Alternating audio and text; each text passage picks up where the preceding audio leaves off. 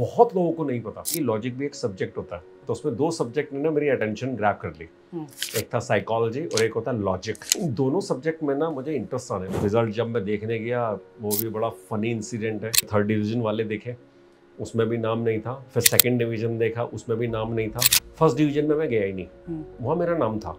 मैं ये तो मेरा है, फर्स्ट टाइम 1st डिवीजन आई थी। तो that was a great achievement for मी। अक्सर ये क्वेश्चन आता है कि स्ट्रेंथ क्या होती है, उसको कैसे आइडेंटिफाई करें। लोग नहीं कर पाते। लोगों को तो जिंदगी लग जाती है सर। मेरे माइंड में क्या है कि what I am good at, why people come to me. मैंने रियलाइज किया कि मेरा ना कम्युनिकेशन बहुत अच्छा है। जैसे फौजियों की छोटी मोटी पार्टी होती है, अगर मैं छुट्टी पे हूं ना तो लोग पार्टी नहीं करते थे, सुरेश आएगा तभी करेंगे। लेकिन जब आप एक बार डिसीजन ले लेते हैं कि यार नहीं लिया होता ये तो नहीं, देखिए मेरे साथ ऐसा कभी इसलिए नहीं हुआ क्योंकि मैं डिसीजन लेने से पहले बहुत एनालिसिस करता हूँ, फिर मैंने उसको पूरा करके छोड़ा। उसको फिर बेटर तरीके से कैसे करना है मैं वो सोचता हूँ। I never thought about it.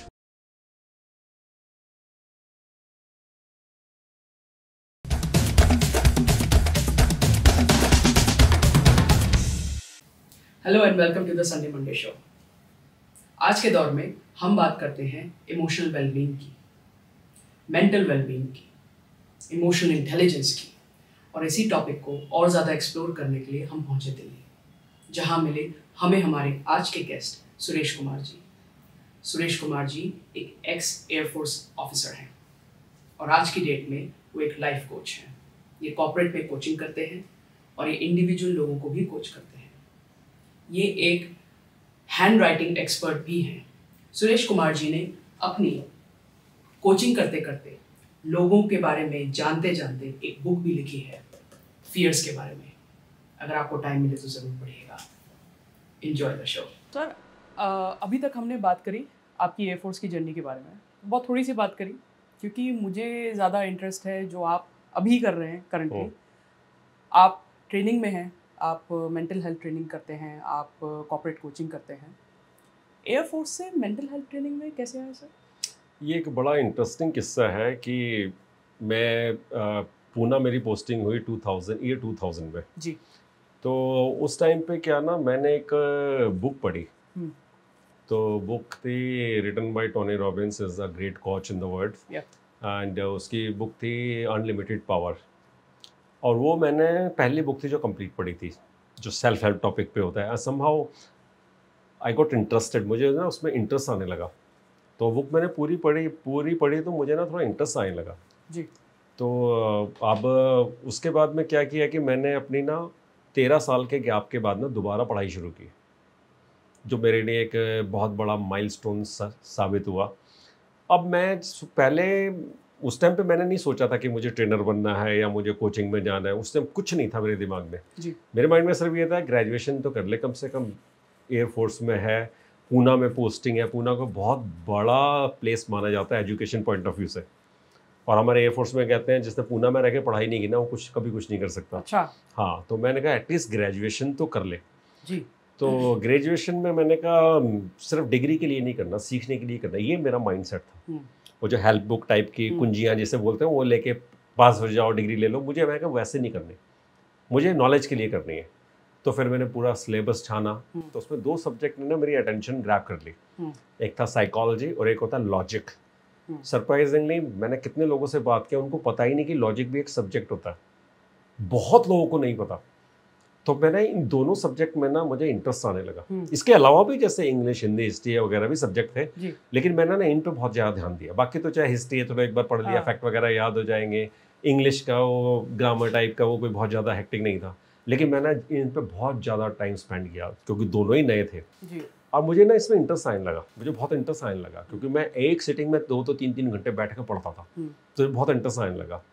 तो थैंक गुडनेस कि मेरी ज़िंदगी में कभी फर्स्ट डिवीज़न नहीं आई थी, बट मेरी फर्स्ट डिवीज़न आई ग्रेजुएशन में।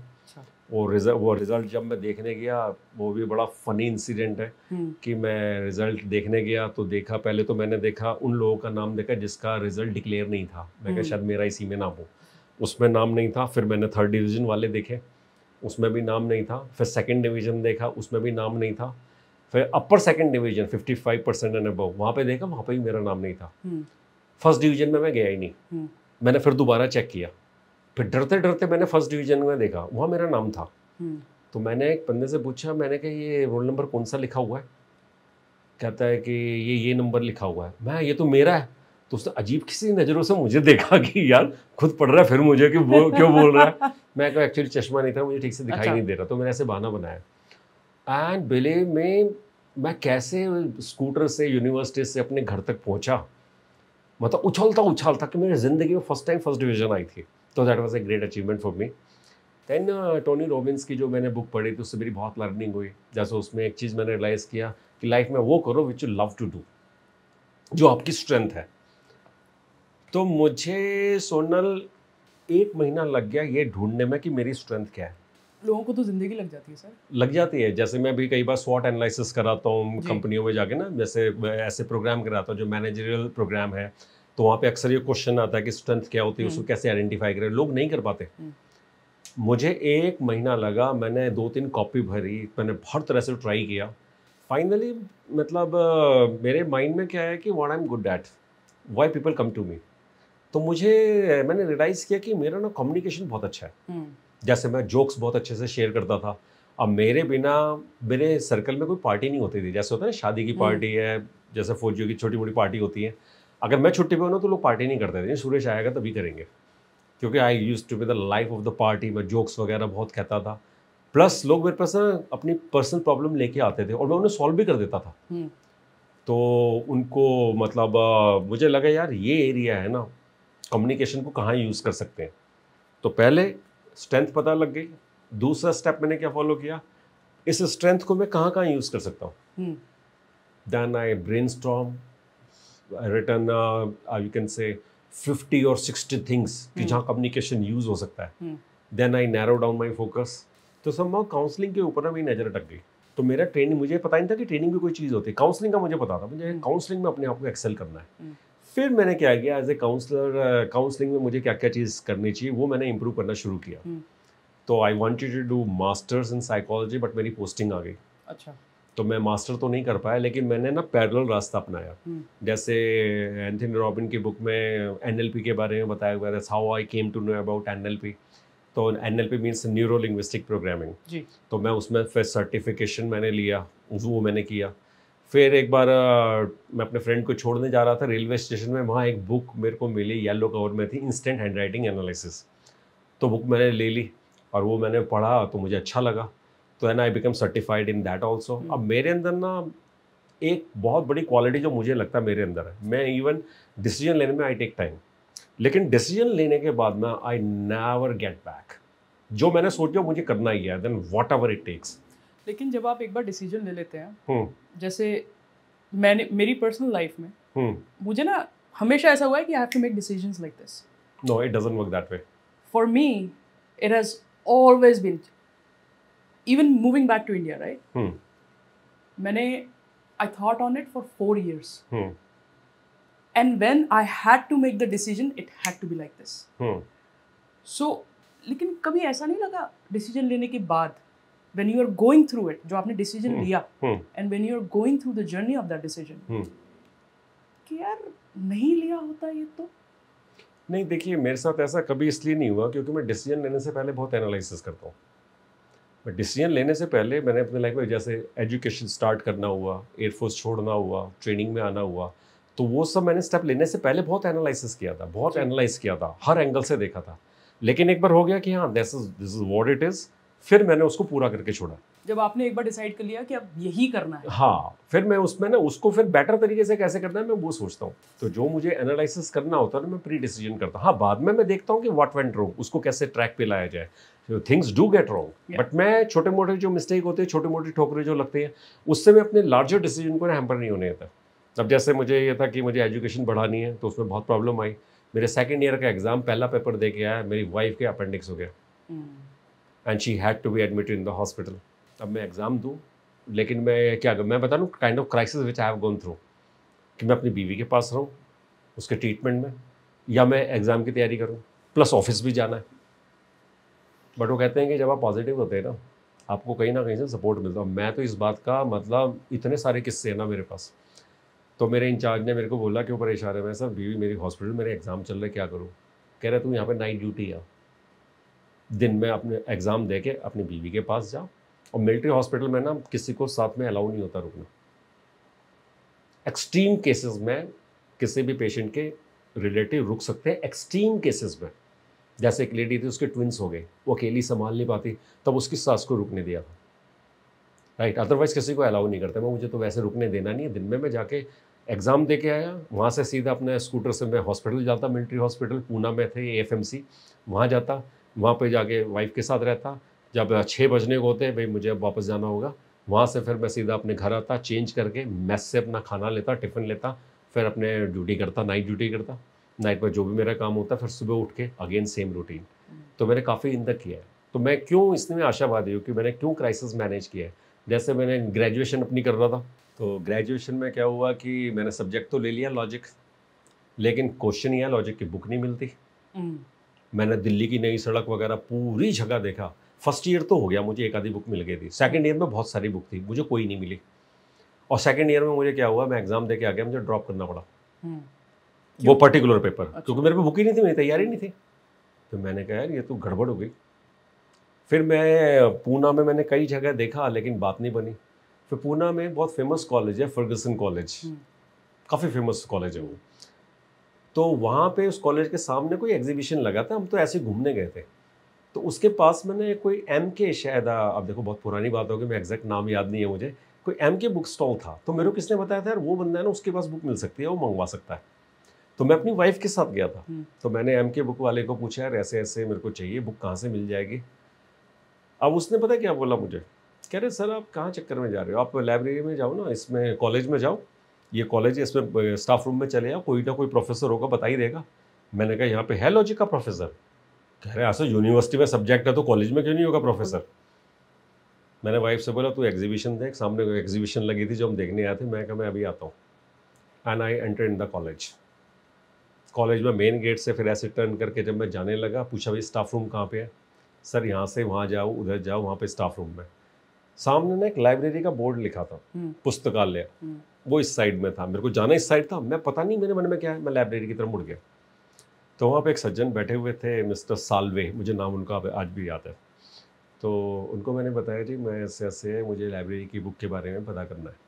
तो कह रहे हमारे जो हेड लाइब्रेरी, मेन लाइब्रेरी ना, आप उनके पास जाओ। तो वहाँ पे क्या था, जो उनके जो ऑफिस था उसमें पुराने, जैसे आपने पुराने हिंदी फिल्मों में पुलिस स्टेशन का वो आधा दरवाजा देखा होगा ना, हाफ दरवाजा होता है जो देखा होगा आपने, जिसके थ्रू सब जाते आते रहते लगातार। हाँ 2 दरवाजे होते हैं ऐसे, हाफ। पुलिस स्टेशन वगैरह में बहुत मिलेगा, वो पुरानी हिंदी फिल्म में आपको बहुत मिलेगा। तो वैसा ही दरवाजा था। तो मेरे उसको पाँव दिख रहे थे। तो एंड आई वाज हेजिटेंट कि मैं कैसे जाऊँ। तो उसने कहा प्लीज़ कम इन। मैं गया, मैंने अपना आई कार्ड दिखाया एंड मैं कहा सर मैं सुरेश कुमार हूँ, मैंने इतने साल के बाद दोबारा पढ़ाई शुरू की थी, अब चैलेंज ये आ रहा है, मैंने सब्जेक्ट तो ले लिया, मुझे इसकी बुक नहीं मिल रही एंड मुझे समझ नहीं आ रहा मैं क्या करूँ। देन उसने पता है मुझे ऐसी चीज़ दे दी जो मैंने अपने वाइल्डेस्ट ड्रीम में भी नहीं सोचा था। उनका नाम काम्बले नाम था, मिस्टर काम्बले। मैं काम्बले या कुंबले, कुछ ऐसा, कुंबले तो नहीं था, काम्बली नाम था शायद। तो मैं आज भी उनका धन्यवाद देता हूँ। अगर वो ये प्रोग्राम देख रहे हो तो सर आपको मेरा बहुत बहुत नमस्कार। तो उन्होंने मुझे क्या बोला कि एप्लीकेशन लिख दो and submit 3,300 rupees, will make you member. Wow, मतलब आप सोचो मेरी खुशी का ठिकाना। मैं कि यार आई नेवर थॉट अबाउट इट। मैंने कहा रियली? कह रहे हाँ आप लिखो, आप इतने दिनों के बाद पढ़ाई शुरू कर रहे हैं तो हम इतना तो हेल्प कर सकते हैं। फटाक से एप्लीकेशन लिखी, कह रहे मेरे डिप्टी को दे देना पैसे। मैंने बोला ये पर्ची काट के दी, वहाँ पैसे जमा कर देना। पैसे जमा कराए एंड आई वाज मेंबर, और तब मेरी ग्रेजुएशन पूरी हुई। तो क्या होता है ना, मैंने इस तरह की क्राइसिस मेरी लाइफ में आए हैं, लेकिन मैंने एक बात का मैं फर्म बिलीवर हूँ, अगर आपकी इंटेंट पॉजिटिव है, you will get some help. कहीं ना कहीं से ना आपको अपने आप हेल्प आएगी ही आएगी। आपने सर बुक लिखी है राइज अबव योर फियर्स, और मुझे इसके बारे में आपसे बहुत सारी बातें करनी है। मुझे नहीं पता आज सारी बात हो पाएगी नहीं कि नहीं, लेकिन कोशिश करेंगे कि जितनी कर सकते हैं उतनी करें। तो सर आपकी जो ये बुक है, of course I am sure कि मैंने तो कोई बुक नहीं लिखी आज तक, लेकिन आई एम श्योर जब भी कोई बुक लिखता होगा तो there is a lot that goes into it. आप एक प्रोफेशनल कोच हैं। हम मेंटल हेल्थ की बहुत बात करते हैं आज की डेट में, विच इज़ इम्पॉर्टेंट। आप पर्सनली भी कोचिंग करते हैं, आप कॉर्पोरेट कोचिंग भी करते हैं। सबसे पहले बात करते हैं रिलेशनशिप्स की। आपने कभी किसी को रिलेशनशिप कोचिंग दिया? यस, मैंने कई बार बहुत लोगों का डाइवोर्स बचाया। Oh wow. तो मेरे सामने कई बार हस्बैंड वाइफ आए थे तो काउंसलिंग के डाइवर्स लिए। Lawyers must hate no no, you. I am not a lawyer. नहीं। हाँ, मस्ट बी हिटिंग मी। तो एक केस तो ऐसा था कि हस्बैंड वाइफ का मामला कोर्ट में था, अगली पेशी उनका फैसला होने वाला है। Oh that far. हाँ, तो समहाउ वो मेरे पास आया, तो मैंने पूछा भाई आप ऑलरेडी डिसाइड कर चुके हो तो फिर मेरे पास क्यों आए हो? तो दे बोथ सेड कि किसी ने आपका रेफरेंस दिया था, हमने कहा एक बार ट्राई करना चाहिए। एंड जब वो ट्राई करने मतलब आए, मैंने बातें की उनसे, तो they have taken there case back. ऐसी क्या बात करी सर? बातें क्या कि देखिए क्या होता है कि मैं एक बात मानता हूँ कि 2-3 चीज़ों में मेरा बहुत फर्म बिलीफ है। जी। नंबर 1, दुनिया उतनी ख़राब नहीं है जितना हमें सोशल मीडिया पे लोग बताते हैं। I believe that too. ठीक है, दुनिया उतनी ख़राब, पीपल आर रियली गुड। या और ना इंसान कोई ख़राब नहीं होता। सॉरी, मुझे बस इतना लगता है, एंड आई से दिस टू पीपल, और लोग ऑफेंड से हो जाते हैं इस बात को सुन के। आई ऑलवेज से कि मन का कभी कोई ख़राब नहीं होता, सिर्फ वक्त अलग अलग चलता है, लेकिन एक्चुअली मन का कभी कोई ख़राब नहीं होता। नहीं, देखिए क्या होता है, जो रिलेशनशिप कोचिंग में क्या होता है ना, जैसे मैं सभी व्यूअर से भी क्वेश्चन पूछता हूँ, मैं आपसे भी क्वेश्चन पूछता हूँ। जी। मान लीजिए आपने कोई काम गलत किया, जी। तो मेरे पास अब 2 तरीके हैं आपको उसको पॉइंट आउट करने के। नंबर 1, एक तरीका है सोनल तुमने ये काम ठीक नहीं किया, ये काम ऐसे नहीं ऐसे होना चाहिए था, आपके ये करने से मुझे ये तकलीफ हुई है, I felt in that way. दूसरा तरीका कैसे है, प्लीज़ बुरा नहीं मानिएगा, दूसरा तरीका क्या है कहने का, सोनल तुम बहुत बेकार हो, तुम घटिया हो, तुम में अकल नहीं है। तो किस केस में आपको बुरा लगेगा? Probably the later. Later. Yeah. I totally 100% everyone says that. Now the question comes is क्यों लगेगा दूसरे केस में बुरा? क्योंकि भाई पहली बात तो you are calling me names, आप मुझे बुरा भला कह रहे हैं, बजाय इसके कि मुझे आप साफ साफ बता दीजिए कि मेरी गलती क्या है, and I will work on it. देखिए दोनों केस में जो सोनल एक मेन डिफरेंस है ना, पता क्या है? We are not our behaviour. For example this finger is mine but I am not this finger, I am much more than this finger. Right. ठीक है, हम क्या करते हैं ना, बिहेवियर से ना पर्सन को आइडेंटिफाई करते हैं। आप आइडेंटिफाई कर सकते हैं पर्सन से, लेकिन बिहेवियर रिपीट होना चाहिए। कोई एक बार किसी ने मान लो भूख लगी, उसने चोरी करके खाना खा लिया, वो चोर नहीं हो गया, लेकिन रेगुलरली वो चोरी कर रहा है, तब वो फिर वो चोर हो सकता है। रिपीटिशन कितना है? अब जब रिलेशनशिप में पता है सबसे बड़ा इशू क्या होता है, अगर आप मुद्दे पे बात करोगे ना, कभी कोई झगड़ा नहीं होगा। प्रॉब्लम आती है जब आप पर्सनल अटैक करना शुरू कर देते हैं। तो मैं उन दोनों हस्बैंड वाइफ को बहुत टैक्टफुली उनको मैं मुद्दे पे लेके आ रहा था। पर्सनल अटैक एज इन तुम्हारे घर वालों तुम्हें यही सिखाया? हाँ, तुमने ये किया, तुम ऐसे बोला, तुमने वो बोला, तुमने ये बोला, ऐसे ऐसे लोग बोलते हैं। अब मैं इस चीज़ को ना जरा बड़े टैक्टफुली करता हूँ। क्या टैक्टफुली कैसे कि जैसे फॉर एग्जांपल मैं जैसे भी सोनल पे ही जाता हूँ, जो मैं भी थोड़ी देर पहले क्वेश्चन पूछा था जी। कि अगर मैंने आपको बहुत गलत तरीके से बोला है, सोनल तुम बहुत खराब हो, तुम बहुत घटिया, ऐसे बोला, now what will you do? आप ऑफेंसिव हो जाएंगे, गाली गलौज होगा, झगड़ा होगा। लेकिन अगर टैक्टफुली, यहाँ आते हैं टैक्ट, जो मैं ट्रेनिंग में लोगों को सिखाता हूँ, अगर आप टैक्टफुली डील करेंगे ना, आपको सिर्फ एक क्वेश्चन पूछना है, उस सारा मामला खत्म हो जाएगा। वो क्वेश्चन क्या है? ओके, आपको मेरे अंदर क्या घटियापन दिखाई दिया? तो आपने ये नहीं बोला कि मैं घटिया हूँ, आपने बोला हाँ मेरे अंदर कुछ घटियापन हो सकता है। तो मैं आपने एक क्वेश्चन पूछ के क्या किया, पर्सनल से इशू पे लेके चले गए बात को। फिर मैं क्या बोलूँगा कि सोनल तुमने जो बात करते हो ना, बात आपकी रेट ऑफ स्पीच है ना बहुत हाई है, अब मुझे ऐसा लगता है आप चिल्ला के बात कर रहे हो। ओके, तो मुझे क्या करना चाहिए कि मैं रेट ऑफ स्पीच अपना कम करूँ? थोड़ा सॉफ्टली बोलोगे। अब क्या हम मुद्दे पे बात कर रहे हैं, अब वो सोनल घटिया थी, सोनल कैसी थी, वो खत्म हो गया मुद्दा। तो टैक्टफुल, तो मैं ऐसे टैक्टफुली ना उन्हें मुद्दे पे लेके आ रहा था। और जब मैंने वो मेरे सामने इधर हस्बैंड था इधर वाइफ था, जैसे जैसे वो बात कर रहे थे उनकी बॉडी पोस्चर चेंज हो रहा था, वो धीरे धीरे धीरे धीरे नज़दीक आते जा रहे थे। तो उनका बॉडी लैंग्वेज पता लग रहा था मुझे। तो जैसे उनका थोड़ा चेंज करके नज़दीक आ रहे थे, मुझे लगा उनकी प्रॉब्लम सॉल्व हो जाएगी, और हुई। तो बेसिकली क्या होता है, हम अनरियलिस्टिक एक्सपेक्टेशन सेट करते हैं, एज्यूम बहुत करते हैं रिलेशनशिप में। एज्यूम जैसे मैं बताता हूँ, मैंने उनसे पूछा कि ओके आप अपने हस्बैंड से, मैंने पहले हस्बैंड से पूछा कि ओके आपको क्या लगता है कि आपकी वाइफ आपसे क्या एक्सपेक्ट कर रही है?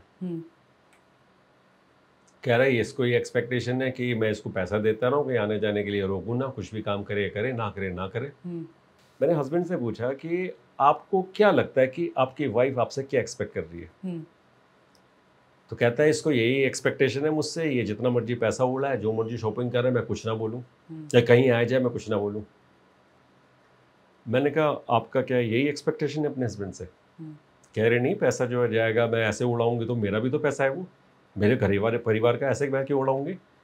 कह रहे मैं तो ये नहीं, मैं तो ये चाहती हूँ कि हम ये मेरे साथ शेयर करें, मेरे से बात करें, अपने फीलिंग्स साझा करें, मेरी फीलिंग को सुने, हमें टाइम दें। Expectation mismatch. The Sunday Monday show का ये एपिसोड देखने के लिए आपका बहुत बहुत थैंक यू। अभी इस एपिसोड के और भी पार्ट्स बाकी हैं, तो बने रहिए हमारे साथ। और अगर आपको हमारा कंटेंट पसंद आता है तो हमारे चैनल को सब्सक्राइब करिए और अपने फ्रेंड्स एंड फैमिली के साथ शेयर करिए। आपके ऐसा करने से हमारे इस चैनल को बहुत मदद मिलती है आगे बढ़ने में।